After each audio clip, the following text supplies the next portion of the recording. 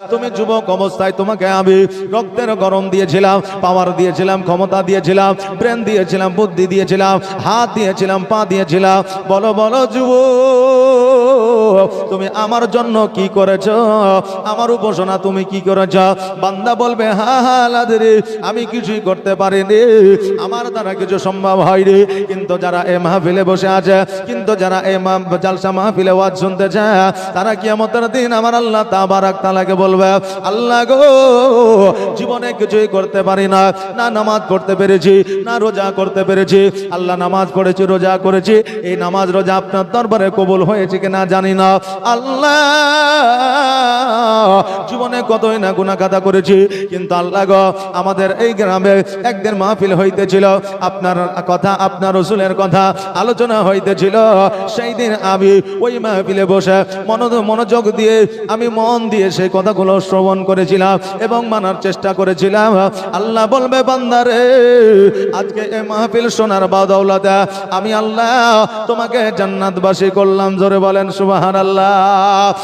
বাবাজি ভাইরা, আমার আপনার মনের মধ্যে প্রশ্ন জাগতে পারে, একদিন মাহফিল শোনার পরে কি আমি জান্নাতি হতে পারি? বেরাদার, জগতের মধ্যে 50 বছর 60 বছর আপনি জীবন যাপন করলেন, এই 50 বছর 60 বছরে আপনি নামাজ পড়লেন, রোজা করলেন, নামাজ রোজা আল্লাহর দরবারে কবুল হয়েছে কিনা আপনি জানেন না। কবুল নাও হতে পারে, কিন্তু আপনার 50 বছর 60 বছরের জীবনে আল্লাহ তাবারাক তাআলার যদি একটা কাজ, একটা কর্ম পছন্দ হয়ে যায়, আমার আল্লাহ তাবারাক তাআলার নিকটে আপনার একটা কাজ যদি কবুল হয়ে যায়, ওই একটা কাজের বাদৌলতে আমার আল্লাহ তাবারাক তাআলা আপনাকে জান্নাত বাসী করতে পারে। আল্লাহুম্মা সাল্লি আলা সাইয়্যিদিনা মাওলানা মুহাম্মাদ ওয়া আলা আলি সাইয়্যিদিনা মাওলানা মুহাম্মদ। মাইকম্যান কোথায় আছেন? আপনি তাড়াতাড়ি করে আসেন। মাইকম্যান, আপনি যেখানে থাকেন, আপনি আপনার অ্যাম্পিফিয়ারের কাছে তাড়াতাড়ি চলে আসেন। আরো একবার পড়েন দরুদ, আল্লাহুম্মা সাল্লি আলা সাইয়্যিদিনা মাওলানা মুহাম্মদ ওয়া আলা আলি সাইয়্যিদিনা মোহাম্মদ। বাবাজি ভাইরা, আমার মায়েরা, আজকে আমরা যে জায়গায় যাই না কেন, আমাদের অন্তরে যতক্ষণ পর্যন্ত মোহাব্বত না থাকবে, যতক্ষণ পর্যন্ত ভালোবাসা না থাকবে, ইসলামের প্রতি যতক্ষণ পর্যন্ত ভালোবাসা না থাকবে, আলেম ওলামার প্রতি ভালোবাসা যতক্ষণ না থাকবে, ওলিয়া উলিয়াদের প্রতি ভালোবাসা যতক্ষণ না থাকবে, আমার আল্লাহর পয়গম্বরের প্রতি ভালোবাসা যতক্ষণ পর্যন্ত না থাকবে, ততক্ষণ পর্যন্ত আপনার জীবন পরিবর্তন হবে না। আপনি বলবেন, হুজুর গো, আখেরি পয়গম্বর মুহাম্মদ রাসূলুল্লাহ সাল্লাল্লাহু তাআলা আলাইহি ওয়াসাল্লামকে কে এমন পৃথিবীর মধ্যে আছে ভালোবাসে না? কে এমন পৃথিবীর মধ্যে আছে যে মহব্বত করে না? আমরা নবীকে ভালোবাসি, এই কথাটা আমরা মুখে বলি, কিন্তু বাবা অন্তরকে জিজ্ঞাসা করেন, আমাদের আমাদের মনের মধ্যে, অন্তরের মধ্যে নবীর প্রতি ভালোবাসা আমাদের নাই। আপনি বলবেন, হুজুর গো, ভালোবাসা আমাদের নাই, এ কেমন করে আপনি বলতে পারছেন? বেরাদার, আমি যদি আমার সন্তানকে ভালোবাসি, আমার সন্তান যদি বলে, আব্বা আমাকে 10টা টাকা লাগবে, আমাকে 20টা টাকা লাগবে, আমাকে 100 টাকা লাগবে, ওই সন্তান যদি কান্নাকাটি আরম্ভ করে দেয়, ওই সন্তান যদি আমার কাছে আপনার অভিমান শুরু করে দেয়, আমি 100 টাকার জায়গায় 200 টাকা দিয়ে দিই আমার বেটাকে, আমার সন্তানকে খুশি করার জন্য। বেরাদার, ঠিক ওই রকম আমার নবীকে যদি আমরা ভালোবাসতাম, আমার নবী বলেছেন, আমার উম্মাতিরা, তোমরা 5 ওয়াক্ত নামাজ পড়ো। আল্লাহ, আমি রাসূল, আমার যে জায়গায় আলোচনা হবে ওই জায়গায় তোমরা বসো, রমজান মাসে রোজা করো, শরীয়তের পথে তোমরা চলো, ইহদিনাস সিরাতাল মুস্তাকিমের পথে তোমরা চলো। আমার রাসূল যখন এই কথা বলেছে, আমার রাসূল পাক সাল্লাল্লাহু তাআলা আলাইহি ওয়াসাল্লাম এই কথা আমাদেরকে বলেছেই তো বলেছে, কিন্তু আমার নবী মুস্তাফা সাল্লাল্লাহু তাআলা আলাইহি ওয়াসাল্লাম 570 খ্রিস্টাব্দে 12 রবিউল আউয়াল আউয়াল শুভে সাদেকের সময় সোমবারের দিন, যেই দিন জগতের মধ্যে আবির্ভাব ঘটালেন, যেই দিন জগতের মধ্যে আসলেন, সেই দিন আমার নবীজি সেজদায় রত হইয়া ইয়া হাবলি উম্মতি উম্মতি বলে কাঁদলেন। জোরে বলুন সুবহানাল্লাহ। শুধু সেই দিনই নয়, আমার নবী মুস্তাফা সাল্লাল্লাহু তাআলা আলাইহি ওয়াসাল্লাম 63 বছর জীবন যাপন করেছে। 63 বছর জীবন যাপনে ইয়া হাবলি উম্মতি উম্মতি বলে কেঁদেছে। নিজের মা ইহ জগৎ ছেড়ে পর জগৎ গমন করেছে, মা আমিনা রাদিয়াল্লাহু তাআলা আনহা। তখন আমার নবীজি 5 বছর 8 মাস বয়স ছিল, কোন রাবি বর্ণনা করেছে 6 বছর বয়স ছিল। সেই দিন আমার নবীজি কান্না করেছিলেন মায়ের জন্য। আব্বা জান চলে গেছে ইহ জগৎ ছেড়ে পর জগতে, কিন্তু আমার নবীজি কান্না করেছিল আব্বা জানের জন্য। আমার নবীজি বলেছিলেন আমার মা ইন্তেকাল করেছে, আমার আব্বা ইন্তেকাল করেছে, আমি যতটা না কান্না করেছি আব্বা মায়ের জন্য, তার চাইতে বেশি বেশি কান্না করেছি আমার উম্মত উম্মতের জন্য। জোরে বলেন সুবহানাল্লাহ।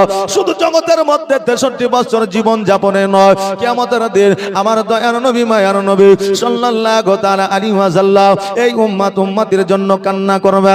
বেরাদার, জগতের মধ্যে আমরা যখন কম্পিটিশনে পাস করি, আমরা যখন প্রতিযোগিতায় পাস করি, আমরা যখন পরীক্ষায় পাস করি, আমাদেরকে সার্টিফিকেট দেওয়া হয়, আমাদেরকে আপনার উপহার দেওয়া হয়, আমাদেরকে প্রাইজ দেওয়া হয়। কিয়ামতের দিন আমার আল্লাহ তাবারাক তাআলা আপনার উম্মত কিয়ামতের দিন বান্দা বান্দীদেরকে আমার আল্লাহ তাবারাক তাআলা উপহার দিতে থাকবে। সর্বশেষে আমার নবী মুস্তাফা সাল্লাল্লাহু তাআলা আলাইহি ওয়াসাল্লামকে জিজ্ঞাসা করবে, হাবিবি গো, সবাইকে উপহার দিয়েছি, পীর পয়গম্বর ওলিয়া উলিয়া আমার বান্দা বান্দি প্রত্যেককে আমি উপহার দিয়েছি, হাবিবি গো বলো বলো তোমার কি উপহার চাই? আমার নবী মুস্তাফা সাল্লাল্লাহু তাআলা আলাইহি ওয়াসাল্লাম বলবে, আল্লাহ আমার কোন উপহার চাই না গো আল্লাহ, আমার উম্মত উম্মতিকে তুমি জান্নাতবাসী করে দাও, আমার উম্মত উম্মতিকে তুমি ক্ষমা করে দাও, আমি নবী আমার জন্য উপহার হয়ে যাবে। জোরে বলেন সুবহানাল্লাহ। এই নবীজি আমাদের জন্য এত চিন্তা ভাবনা করলেন, এই নবীজি আমাদের জন্য এত কান্না করলেন। আমরা যদি নবীকে ভালোবাসতাম আমাদের দ্বারা নামাজ কাজা হইতো না, আমরা যদি নবীকে ভালোবাসতাম আমাদের দ্বারা দাড়ি কাটা হইতো না, আমরা যদি নবীকে ভালোবাসতাম আমাদের জন্য রোজা কাজা হতো না, আমরা যদি নবীকে ভালোবাসতাম আমাদের আলেম ওলামাকে অসম্মান করতাম না, আমরা যদি নবীকে ভালোবাসতাম নিশ্চয় আমার নবীর পথটা আঁকড়ে ধরতাম। আমরা নবীর পথটা আঁকড়ে ধরতে পারি নাই বাবা। এ আমার বেরাদার মিল্লাত ইসলামিয়া, আমার নবী মুস্তাফা সাল্লাল্লাহু তাআলা আলাইহি ওয়াসাল্লামকে আমার নবীজির সাহাবীরা কত ভালোবেসেছিলেন একবার দেখা।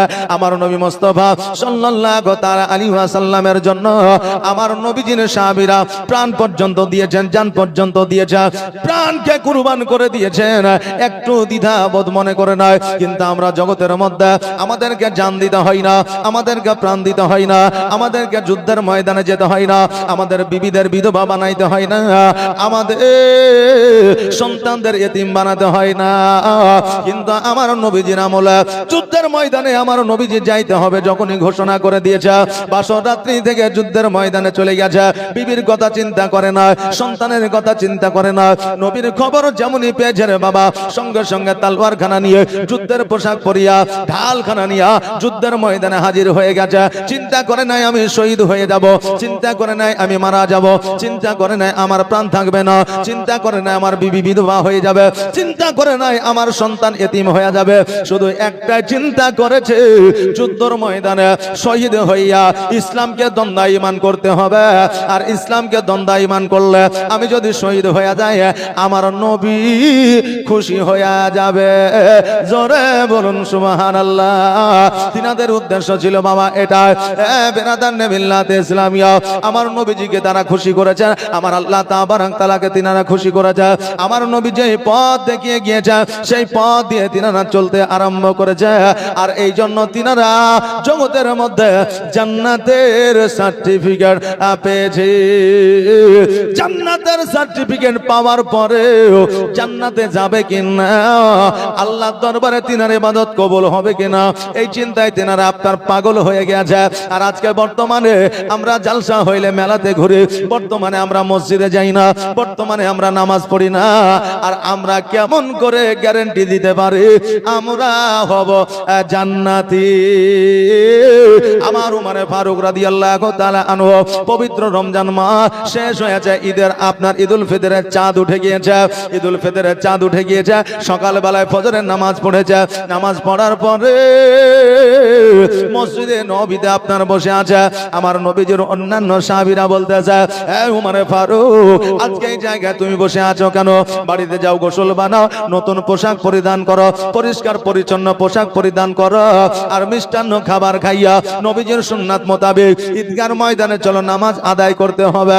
আমার হযরত ওমর ফারুক রাদিয়াল্লাহু তাআলা আনহু অঝর নয়নে কান্না করতে আরম্ভ করলে। সাহাবীরা বলে, এই উমর, আজকে খুশির দিনে, আজকে ঈদের দিনে তোমার চোখে পানি কারণটা কি? তুমি কেন কান্না করো? হযরত ওমর ফারুক রাদিয়াল্লাহু তাআলা আনহু বলতেছে, ওগো আমার নবীজির সাহাবীরা শোনো, আজকে যে এক মাস রোজা রাখলাম, আজকে এক মাস তারাবি পড়লাম, দান করলাম, খায়রাত করলাম, যাকাত দিলাম, আমি এই টেনশনে কান্না করতেছি যে আমার ইবাদত আল্লাহর দরবারে কবুল হয়েছে কিনা। জোরে বলেন সুবহানাল্লাহ।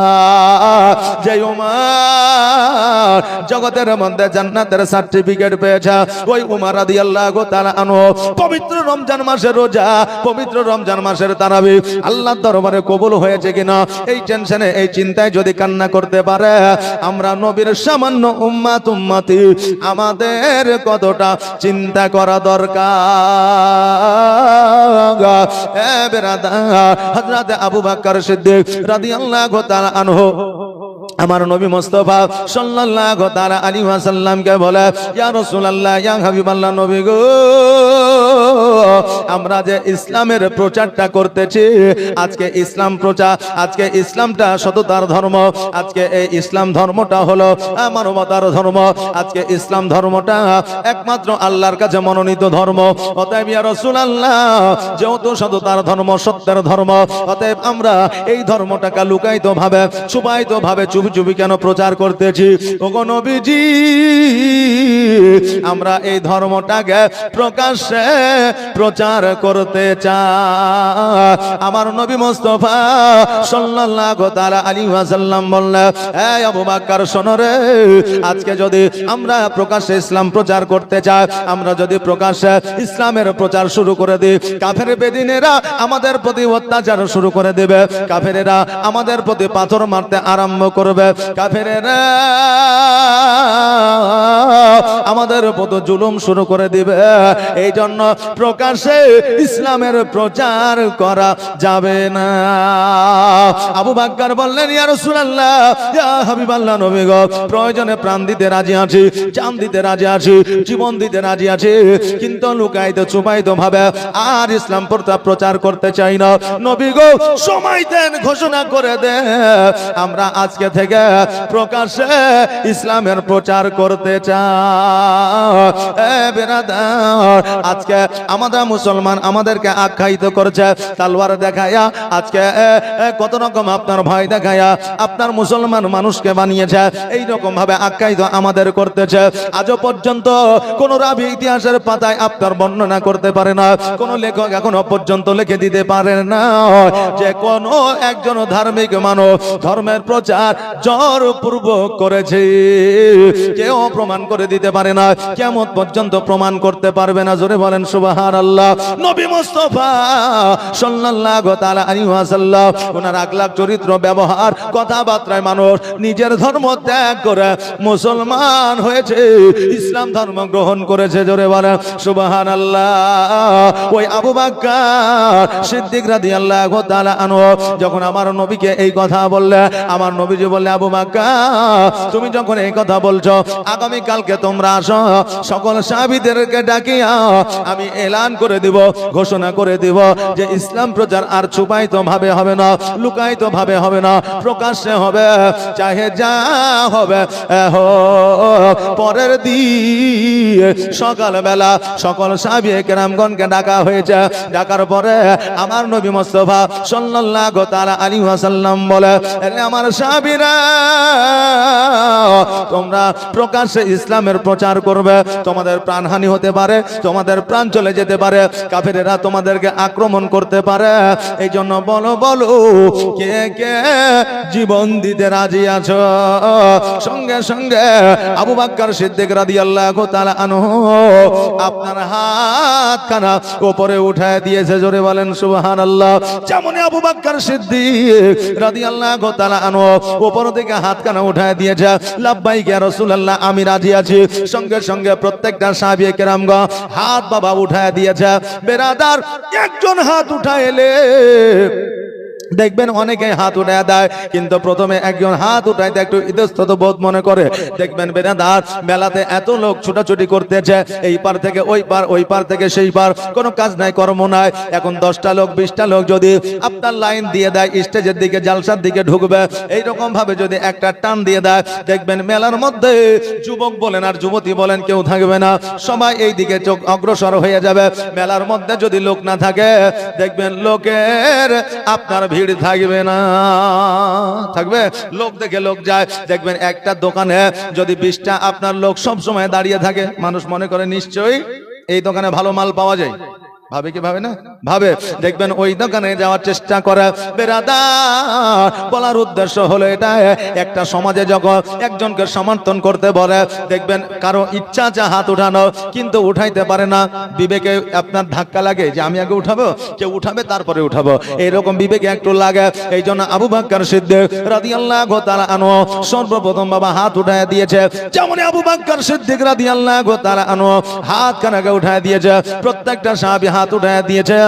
আমার নবীজি বলে, সাহাবীরা রে, আজকে থেকে ইসলামের প্রচার ও প্রসার প্রকাশ্যে হবে, লুকায়িত ছুপায়িত ভাবে আর ইসলামের প্রচার হবে না। এই এলান, এই ঘোষণা আমার নবী মুস্তাফা সাল্লাল্লাহু তাআলা আলাইহি ওয়াসাল্লাম করে দিলেন। এবার ঘোষণা করে দেওয়ার পরে আবু বকর সিদ্দিক রাদিয়াল্লাহু তাআলা আনহু নিজের বাসভবনের দিকে আপনার চলতে আরম্ভ করলে। এবার চলতে চলতে যখন আপনার কিছু দূর চলে গিয়েছে, হঠাৎ করে আবু বকর সিদ্দিক রাদিয়াল্লাহু তাআলা আনহুর উপরে যেন পাথরের আপনার বৃষ্টি পড়তে আছে, চতুর্দিক থেকে যেন পাথরের আঘাত চলে আসে। আবু বকর বলে, শোনো রে কাফেরের দলেরা, আজকে আমাকে পাথরের আঘাত করো, কারণটা কি? আজকে পাথরে আঘাত করে তোমরা কি স্বাদ পাবা, কি মজা পাইবা? কাফেরের দলেরা বলে, এই আবু বকর শোনো, আজকে তোমাদের ধর্ম প্রচার প্রকাশ্যে হবে, এই খবরটা আমরা পেয়ে গেছি। অতএব সর্বপ্রথম নবীকে তুমি সমর্থন করেছ, সর্বপ্রথম তুমি নবীকে সঙ্গ দিয়েছ। আবু বকর, আজকে তোমাকে সেই জন্য পাথরের আঘাত করা হচ্ছে। আবু বকর, আজকে যদি তুমি নবীর সঙ্গ ছেড়ে দাও, আজকে যদি নবীকে তুমি সমর্থন করা ছেড়ে দাও, তোমাকে পাথরের আঘাত করা হবে না, তোমার প্রতি অত্যাচার করা হবে না, তোমার প্রতি জুলুম করা হবে না। আবু বকর বলেছিল, কাফেরের দলেরা, আজকে আমার নবীর সঙ্গতা ছাড়া তো দূরের কথা, আজকে যদি আমার প্রাণ চলে যায়, দিন চলে যায়, আজকে যদি আমার জীবন চলে যায়, আমি তবুও আমার নবীর সঙ্গ ছাড়বো না। জোরে বলেন সুবহানাল্লাহ। আমার নবী মুস্তাফা সাল্লাল্লাহু তাআলা আলাইহি ওয়াসাল্লাম কিয়ামতের দিন আমার নবীর প্রেমিককে ছাড়বে না, সঙ্গে করে জান্নাতে নিয়ে যাবে। নবী আমার সকল উম্মতিকে শাফাআত লাভ করাবে।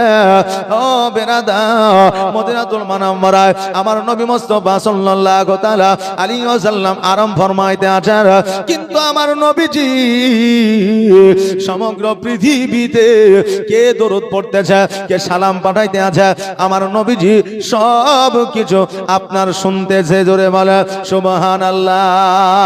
আর আমার মদিনায় নিবানে দয়ার নবীজি আমার মদিনায় নিবানি নবী আমার মদিনায় নিবানি তুমি আমার মদিনায় নিবানি দয়ার নবীজি আমার মদিনায় নিবানি নবী আমার মদিনায় নিবানি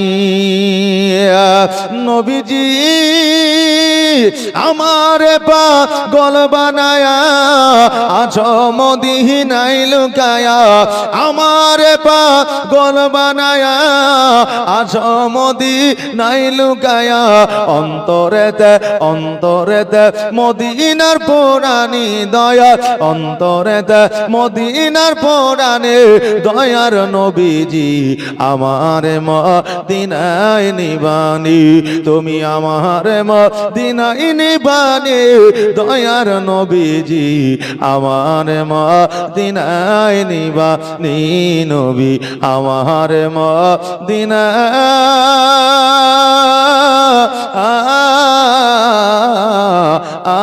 নিবানি আল্লাহুম্মা সাল্লাল্লাহু سيدنا مولانا محمد وعلى آل سيدنا مولانا মোহাম্মদ বাবাজি ভাইরা আমার আবু বকর সিদ্দিক রাদিয়াল্লাহু তাআলা আনহু বলে শোনো রে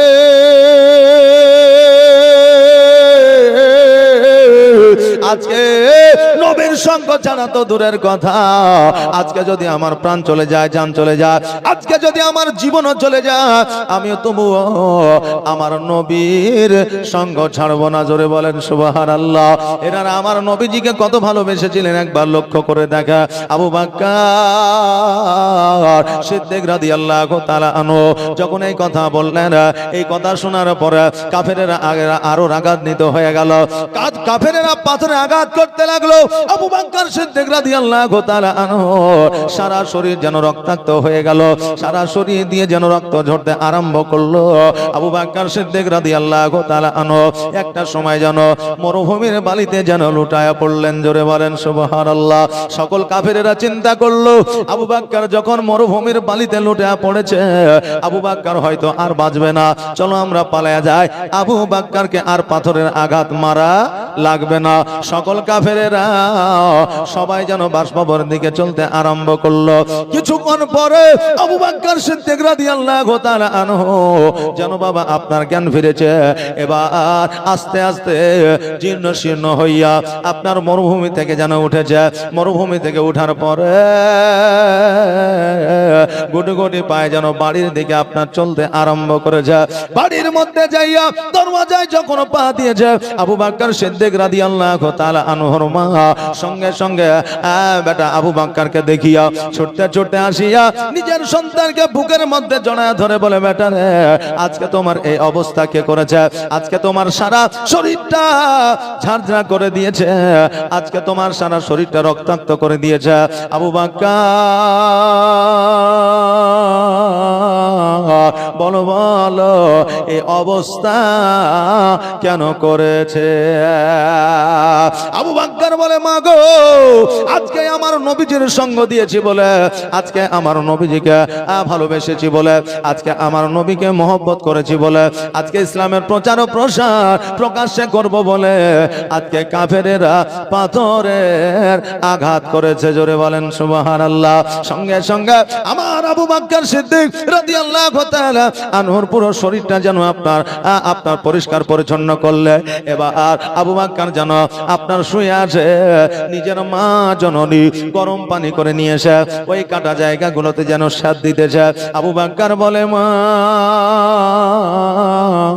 আজকে আমার ক্ষত বিক্ষত জায়গাগুলোতে স্বাদ না করিয়া আমাকে একটু ধরে নিয়া আমার নবীর কাছে চলো আমার নবীর চেহারা দেখলে আমার সকল ব্যথা বেদনা দূর হয়ে যাবে জোরে বলেন সুবহানাল্লাহ মা আমার নবীজিকে যদি একবার দেখতে পায় আমার সকল ব্যথা বেদনা আমার সব কিছু দূর হয়ে যাবে।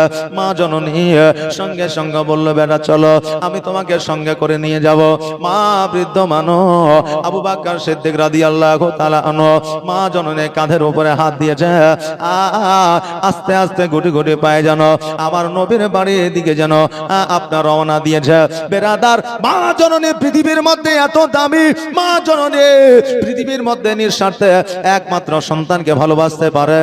বিনা স্বার্থে মা বাবা ছাড়া পৃথিবীর মধ্যে কেউ ভালোবাসতে পারে না। ও বেরাদার, ওই মা জননী সন্তানের কষ্টে কষ্ট পেয়ে যায়, সন্তানের খিদায় মা ক্ষুধার্ত হয়ে যায়, সন্তানের জ্বরে আপনার মা জর্জরিত হয়ে যায়। বেরাদার, এ মায়ের মতো দরদি জগতের মধ্যে আর কাউকে পাওয়া যাবে না। এই মা জননী এমন একটা জিনিস রে বাবা, হারিয়ে গেলে তার মূল্যটা আমরা বুঝতে পারি। এই মা পৃথিবীতে আমার আল্লাহ তাবারাক তাআলা একটাই পাঠিয়েছে, আসমান জমিন বিক্রি করে দিল একটা মা কিনে পাওয়া যাবে না,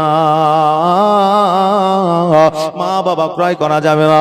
এই জন্য কবির ভাষায় বলছে, মায়ের দিলেতে ব্যথা কখনো দিও না, কখনো দিও না, মায়ের দিলেতে ব্যথা কখনো দিও না, কখনো দিও না।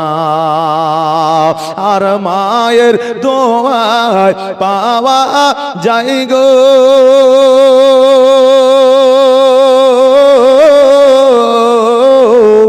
মায়ের দোয়ায় পাওয়া যায় গো জান্নাতের ঠিকানা। মায়ের দিলেতে ব্যথা কখনো দিও না, কখনো দিও না, মায়ের দিলেতে ব্যথা কখনো দিও না, কখনো দিও না।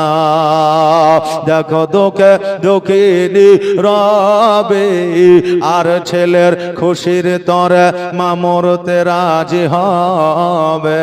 জোরে বলেন সুবহানাল্লাহ। একটা আওয়াজ দিয়ে বলা যাবে না সুবহানাল্লাহ? নারে তাকবীর, সুবহানাল্লাহ। দেখো দুঃখে দুঃখিনী রবে আর ছেলের খুশির তরে মা মরতে রাজি হবে। আর জীবন দিলেও শোধ হবে না,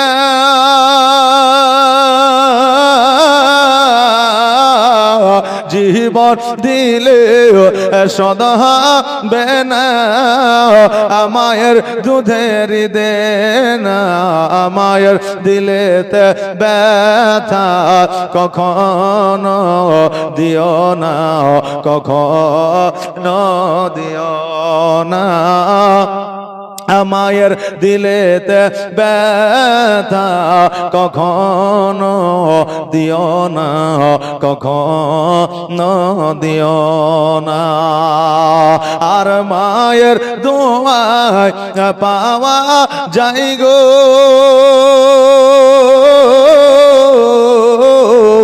মায়ের দোয়ায় পাওয়া যায় গো জান্নাতের ঠিকানা।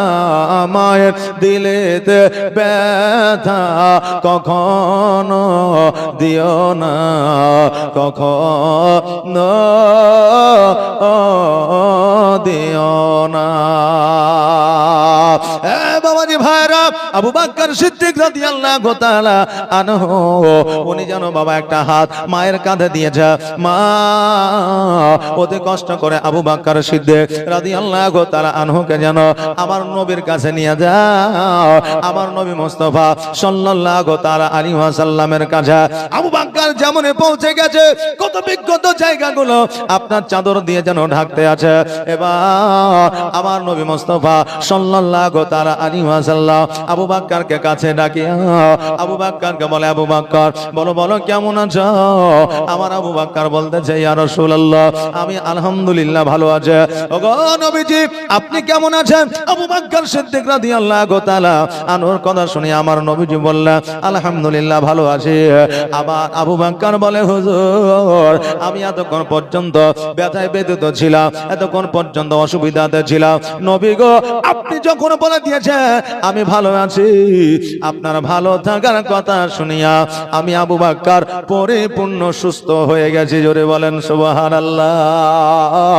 আমার নবীজি বলে, আবু বাক্কার আজকে যে ক্ষত বিক্ষত জায়গাগুলো তুমি চাদর দিয়ে তুমি ঢাকতে আছো, আবু বাক্কার আজকে তুমি চাদর দিয়ে ঢেকে তোমার কোনো লাভ হবে? তোমার কোনো লাভ হবে না। কেন না?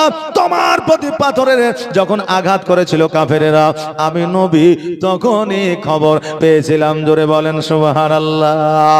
আবু বাক্কার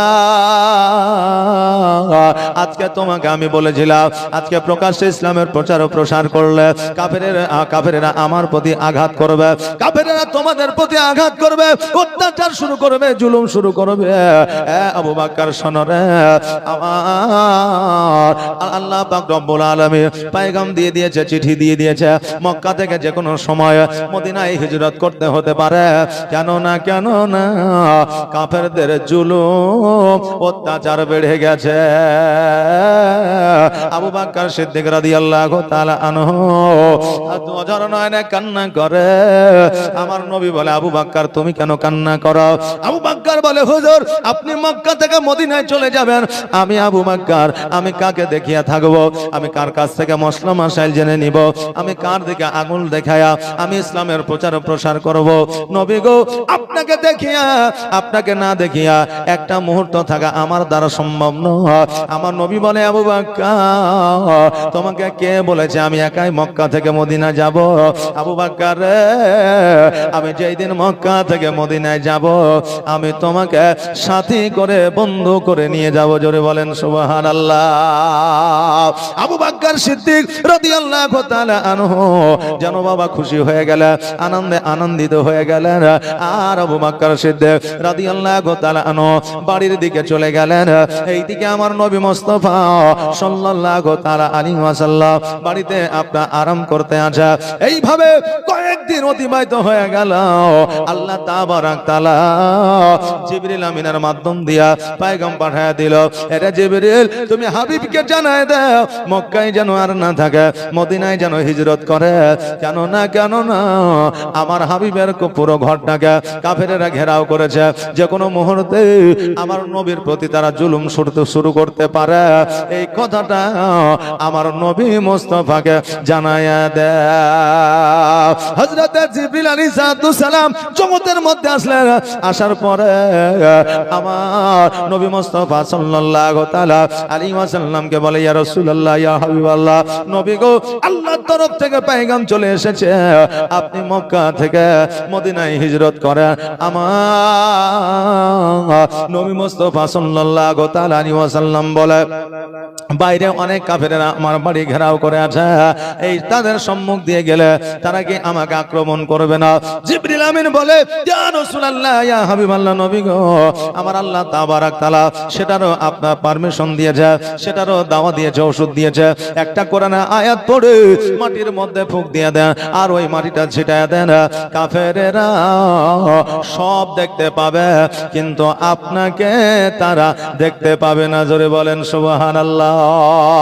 আমার নবী মুস্তাফা সাল্লাল্লাহু তাআলা আলাইহি ওয়াসাল্লাম আবু বকর সিদ্দিক রাদিয়াল্লাহু তাআলা আনহু বাড়ির দিকে যাবে, তার আগে হযরত আলী রাদিয়াল্লাহু তাআলা আনহুকে ডেকে নিয়ে আসলেন আর বললেন, আলী এই বিছানায় তুমি শুয়ে যাও আর আগামী কালকে আমার সঙ্গে মদিনায় তুমি দেখা করে নাও। জোরে বলেন সুবহানাল্লাহ।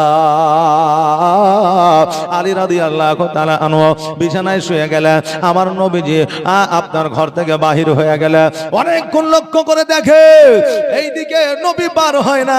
চলো যখন নবী বার হয় না, তার বাড়ির ভিতরে যাইয়া তাকে আমরা কতল করে দেব। এবার কাফেরেরা আমার নবীজির বাড়ির মধ্যে প্রবেশ করেছে। এবার দেখছে যেন হযরত আলী রাদিয়াল্লাহু তাআলা আনহু চাদর মুখের উপরে দিয়ে যেন ঘুমাইতে আছে, আরাম করতে আছে। এবার কিছু কাফের বলছে তলোয়ারটা চালায়া দে, এবার কিছু কাফের বলছে না না না তলোয়ার তো চালাবি, কিন্তু ওর চাদরখানা একবার টেনে দেখ কে আছে, আসলে নবী আছে না অন্য কেউ আছে। কাফেরেরা বলল আমরা দেখেছি এই ঘরে নবী ছিল, অতএব নবী ছাড়া আর কে থাকবে, মুহাম্মদ সাল্লাল্লাহু তাআলা আলাইহি ওয়াসাল্লাম ছাড়া আর কারো থাকার কথা নয়। এইদিকে আলী রাদিয়াল্লাহু তাআলা আনহু চিন্তা করে আল্লাহ গো যদি তলোয়ারখানা চালায়া দে আমি ইহজগৎ ছেড়ে পরজগৎ গমন করব, কিন্তু আমি তো কিছুই বলতেও পারছি না, কারণ আমার নবী যে শুয়ে দিয়ে গেছে। আল্লাহ আমার নবীর মুখ দ্বারা যে কথাটা বার হয়ে যায়, আসমান জমিন পাহাড় পর্বত নদী নালা হিলতে পারে, এক জায়গা থেকে অপর জায়গা যেতে পারে, কিন্তু আমার নবীর কথার নড়চড় হয় না। জোরে বলেন সুবহানাল্লাহ। আমার নবী যখন বলে দিয়েছে আজকে তুমি আমার বিছানায় শুয়ে যাও, আগামী কালকে তুমি দেখা করে নিবে মদিনা, অতএব আল্লাহ গো আজকে কাফেরেরা যতই কোশিশ করুক না কেন, আজকে কাফেরেরা যতই চেষ্টা করুক না কেন, আমাকে তারা শহীদ করতে পারবে না। এই বলে আপনার হযরত আলী রাদিয়াল্লাহু তাআলা চোখটা বন্ধ করে মুখখানা ঢেকে শুয়ে আছে। এবার কাফেরেরা বলল যখন বলতেছো মুখের চাদরটা একবার সরায়া দেখি, এবার চাদরখানা যেমন সরায়া দিয়েছে দেখছে যেন হযরত আলী রাদিয়াল্লাহু তাআলা আনহু বাবা শুয়ে আছে। এবার জিজ্ঞাসা করে আলী আমরা দেখলাম মুহাম্মদ সাল্লাল্লাহু আলাইহি সাল্লাম ছিল, আজকে তুমি কেমন করে বিছানায় আসলে? যাইতেও দেখলাম না, আসতেও দেখলাম না। হযরত আলী রাদিয়াল্লাহু তাআলা আনহু মিচকে হাসি দিয়ে বলে এ কাফেরের দলের লোকেরা, আমার নবী এখন অনেকক্ষণ আগে বেরিয়ে গেছে, তোমরা আমার নবীকে দেখতে পাও না। যেমন এই কথা বলেছে সঙ্গে সঙ্গে ওই কাফেরেরা আমার নবী মুস্তাফা সাল্লাল্লাহু ইয়া রাসূলুল্লাহ আল্লাহু আকবার ইয়া রাসূলুল্লাহ জিন্দাবাদ সুবহানাল্লাহ। এই দেখেন বাবা বক্তা চলে এসেছে, একবার দরুদ শরীফ পড়েন আল্লাহুম্মা